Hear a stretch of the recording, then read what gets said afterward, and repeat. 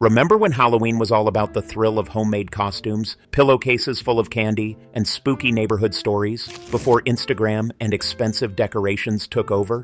Let's take a trip back to the Halloween parties we grew up with. Halloween in the 70s. Back in the 70s, Halloween decorations were much simpler. There were no elaborate store-bought setups, just paper or cardboard cutouts of witches, ghosts, and black cats taped to windows and doors. Homemade decorations were the norm, and even the simplest touches brought a festive, warm feel to the neighborhood. Every home had its own charm, and there was a sense of creativity that made each street feel like a spooky, community-wide celebration. Pumpkin carving was a true family affair, and it was all done by hand. Kids would carefully use real knives to carve out their jack-o'-lanterns, with a spoon in hand to scoop out the gooey insides. Families would spend hours together making sure the pumpkin's face was just right. Afterward, the seeds were rinsed, salted, and roasted for a once-a-year snack that everyone looked forward to. The smell of roasting pumpkin seeds in the kitchen became as much a part of Halloween as the costumes and candy. In today's world of pre-made pumpkin carving kits and elaborate tools, it's a little different, but those messy, knife-in-hand memories of the past are something truly special and irreplaceable. Do you still carve pumpkins the old-fashioned way with real knives, or have you switched to the fancy carving kits and tools of today? We'll dive into more costume battles and epic candy hauls soon, but first, let's talk about what made Halloween in the 70s so special. Costumes in the 70s.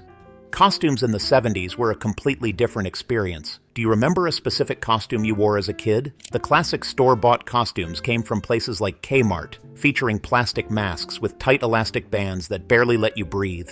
The smell of plastic, the way the mask dug into your skin, it didn't matter. Kids just wanted to be their favorite superhero, even if it meant enduring a bit of discomfort. I remember how hot and sweaty I'd get under that mask, but there was no way I'd take it off. I felt like I could conquer the world, even if I could barely see through the tiny eye holes. For those who didn't have a store-bought costume, there was always the backup. A homemade outfit, or in a pinch, the classic ghost made from an old white sheet with a few holes cut out. It may not have been fancy, but it got the job done. Today, costumes are much more elaborate and expensive. Kids can pick from an endless variety of Instagram-ready outfits that look straight out of a movie. While the options are impressive, something gets lost in the fun of improvising with whatever you had at home. I'll never forget the moment I put on my superhero costume, the plastic mask so tight it almost hurt, but I didn't care. I felt invincible. Compare that to today's kids, where comfort and style seem to be the priority. Next, we'll dive into the ultimate Halloween mission: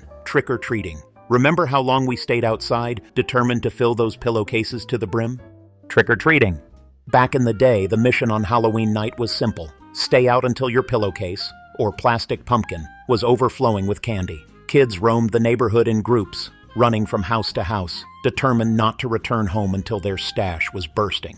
The goal? To collect as much candy as possible before bedtime. And then there were the legendary houses that handed out full-sized candy bars. These were the golden spots of the neighborhood, and every kid tried to hit them more than once. There was always that one house where rumors spread about giant candy bars, and we'd sneak by again, hoping they wouldn't notice we'd already been there. Today, things have changed. Many neighborhoods now set strict trick-or-treating hours, usually ending around 8 p.m., which limits the time kids can be out collecting candy. On top of that, fewer houses participate in handing out treats, with many opting for alternative events like trunk or treat at churches or community centers. It's a different world for trick-or-treaters now, and while it's definitely safer and more organized, the sense of freedom and adventure that once defined Halloween night has shifted.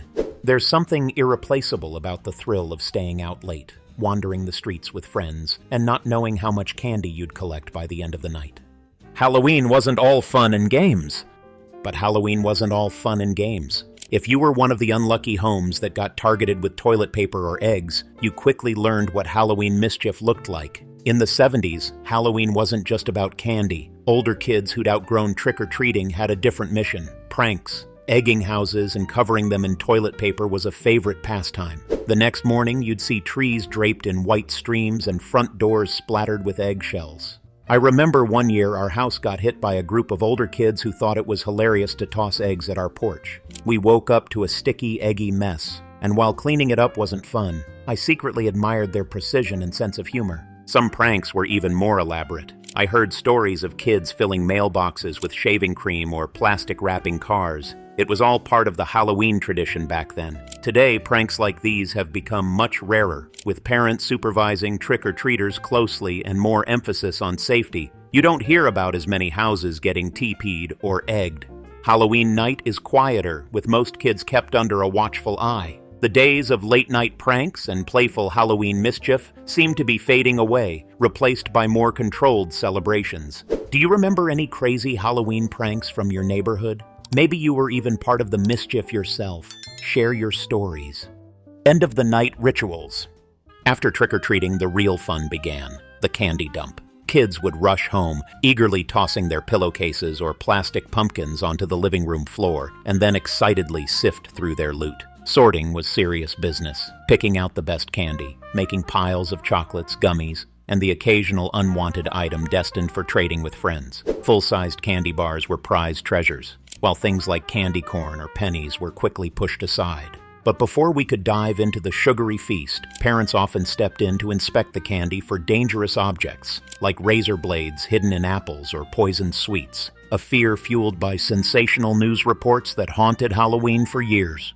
Was your mother also obsessed with checking for razor blades, or was that just mine? Once the candy was deemed safe, it was time for the late-night binge. Kids stayed up well past their usual bedtimes, devouring their candy while watching black and white horror movies like Dracula or Frankenstein. Inevitably, this led to stomach aches, but it was all part of the Halloween tradition. Today, things are different. With earlier bedtimes, video games, and digital distractions like tablets and phones, many kids miss out on those late-night horror marathons and candy binges. The post-Halloween wind-down just isn't the same without the glow of an old monster movie and a pile of candy wrappers. What was your favorite candy to find in your trick-or-treat bag? And did your parents ever inspect your candy for anything suspicious? Share your stories below.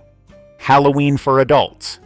Halloween wasn't just for kids in the 70s and 80s. Adults had their own fun too. While the kids were out trick-or-treating, parents and neighbors were often gearing up for their own costume parties. These parties were filled with cocktails, laughter, and the occasional mischievous behavior. Adults didn't need store-bought costumes back then. Many of them put together creative outfits from whatever they had on hand. A little face paint, a wig, and some old clothes could transform them into a ghoul, witch, or pirate. The charm of these homemade costumes added a personal touch, and the parties were all about fun and creativity, not competition. Fast forward to today, and adult Halloween parties have evolved significantly. Now, it's not uncommon for grown-ups to spend months planning elaborate costumes. Store-bought outfits are now the norm, with people investing in detailed, high-quality costumes that look professionally made. The rise of social media has taken this to another level, as Halloween costume contests and themed parties are regularly shared on Instagram, Facebook, and TikTok. These platforms have made Halloween a spectacle for adults, where the goal is often to outdo friends with the most elaborate, creative, or even shocking costumes. Gone are the days of simple homemade outfits. Now it's all about presentation and perfection. While today's adult Halloween scene is definitely fun and extravagant, some may miss the simpler pleasures of those old-fashioned costume parties. The joy of just watching kids trick-or-treat or having a laid-back get-together with neighbors seems to have faded. Do you still dress up as an adult and join in on the costume contests? Or do you miss the simple days of sitting back and watching the kids enjoy Halloween? Halloween today. Halloween today is a far cry from the simple, carefree celebrations of the past. The decorations, for one, have become much more elaborate. In the 70s and 80s, people taped paper witches and skeletons to their windows and carved simple jack-o'-lanterns. Now, it's not uncommon to see entire yards transformed into haunted graveyards, complete with animatronics, fog machines, and sound effects. While the visual spectacle of today's Halloween decorations is impressive, there was something charming about the homemade, often imperfect displays of the past. Costumes have also undergone a huge transformation. Back then, kids wore cheap plastic store-bought costumes or whatever homemade outfits their parents could throw together. Today's costumes are far more elaborate, with many kids and adults donning movie-quality outfits that can easily cost a small fortune. There's no shortage of choices, from superheroes to the latest pop culture icons. While the variety is exciting, it sometimes feels like we've lost the creative spirit of making do with what you had or improvising with household items. Trick-or-treating has also changed. In the past, kids would roam the neighborhood for hours, knocking on door after door well into the night. Today, trick-or-treating is often confined to specific hours, and fewer homes participate in the tradition. Alternatives like trunk-or-treating or organized events at schools and churches are common, offering a safer, more controlled environment. While this is undoubtedly safer for kids, it's hard not to miss the freedom and excitement of running around the neighborhood with friends, pillowcases in hand, until the streets were dark. Despite these changes, the core spirit of Halloween remains the same. Dressing up, collecting candy, and having fun with friends and family is still at the heart of the celebration. The excitement of picking out or creating a costume, the thrill of getting candy, and the joy of being part of something special. Those feelings haven't disappeared.